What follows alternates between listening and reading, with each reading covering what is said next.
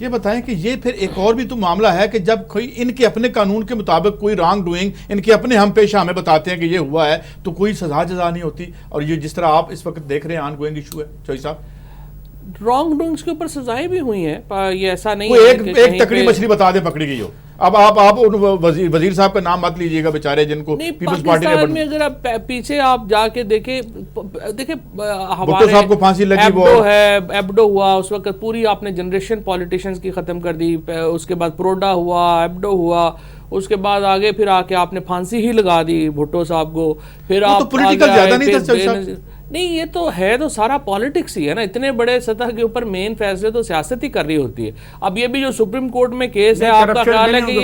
یہ آپ کا خیال ہے کہ یہ لیگل کیس تھوڑا ہی ہے، یہ تو پولیٹیکل کیس ہے، ورنہ سپریم کورٹ اگر کوئی اور جائے آج یہ لے کے کرے تو سپریم کورٹ اس کو سنے گی؟ کیا عمران خان نہ کرتے یہ سب کچھ جو آپ کا خیال ہے سپریم کورٹ یہ سنتی؟ پولیٹیکل کیس ہے، اور اس کے جب کیا اس کا لیگل فیصلہ ہوگا چوئی صاحب؟ ایک بڑا مشکل ہے جی، افتخار بھائی یہ کہتے ہیں لیگل فیصلہ نہیں ہوگا۔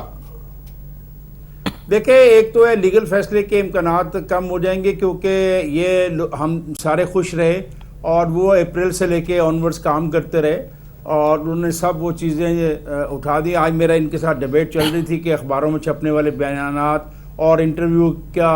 کسی کیس کا فیصلہ کرا سکتے ہیں، تو اس پہ بڑی ملی جلی رد عمل آ رہا ہے۔ میرا یہ سوال ہے دوست کہ ذوالفقار علی بھٹو کو کرپشن کے کیس میں پھانسی نہیں ملی تھی،